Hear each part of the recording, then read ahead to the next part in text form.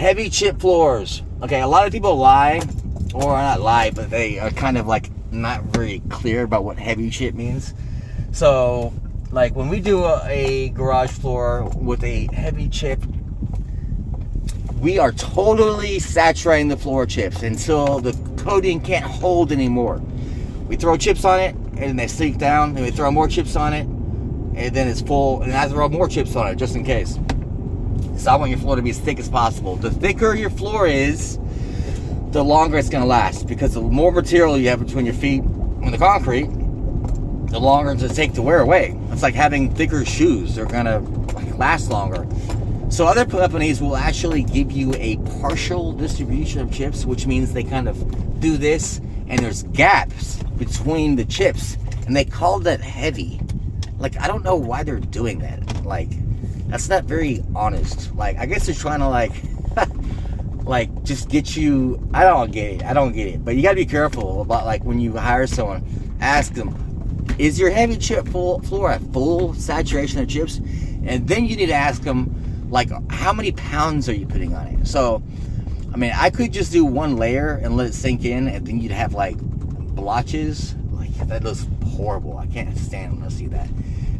So we've got actually a measuring system. We use 1/4 pound of chips per every square foot. So if you had 100 square feet, which is like very small, it's like this, a 2-car garage is 400 square feet. Let's just keep it realistic. If you had a 2-car garage, it's 400 square feet roughly. 1/4 pound would be 100 pounds of chips. 100 pounds of chips in a 2-car garage is what you get when you choose us. So you need to ask other people how many pounds of chips you put in it. So to give you a visualization, if it's like a 5-gallon bucket, like those orange buckets they have at Home Depot, that's 5 gallons. But if you fill that with chips all the way, that's about 25 pounds. So we give you 4 of those, which is like 20 gallons of chips just on your 2-car garage. We use 6 150 pounds, 6 5-gallon buckets, 150 pounds of chips on a 3-car garage. Because we want your floor to be as thick as possible. So you need to ask these other companies, how many pounds of chips are you using? And if they just say, a lot, they can't tell you how many pounds, then how do they know what to bring to the job?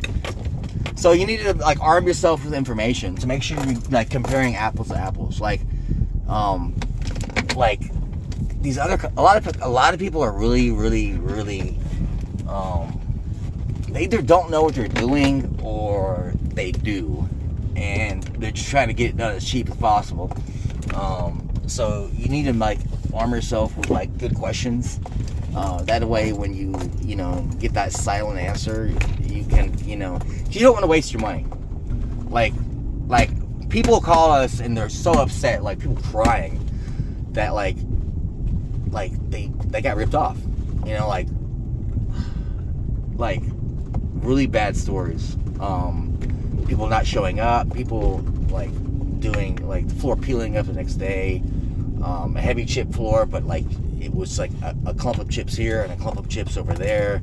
6-day installations, like 6 days, guys coming out and not knowing how to mix. Like they'd ask the customer to help them read the instructions.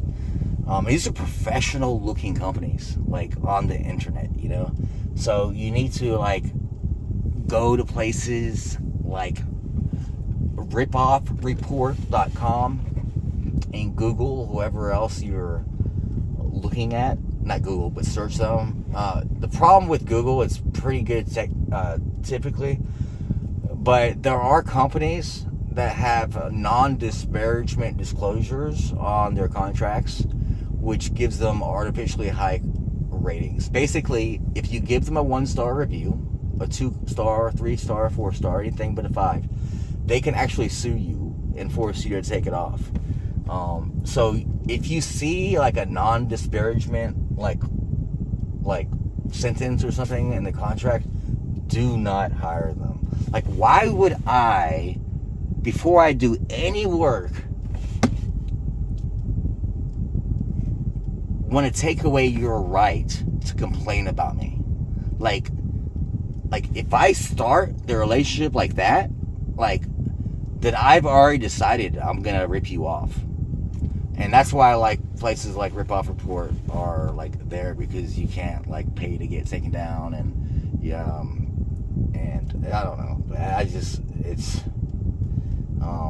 like, I'm amazed how many people have, like it seems like good reviews, but if you go down deep, down the rabbit hole and look at other sites like that, it's like, wow, like, they did what? Wow. So do research on whoever you're hiring.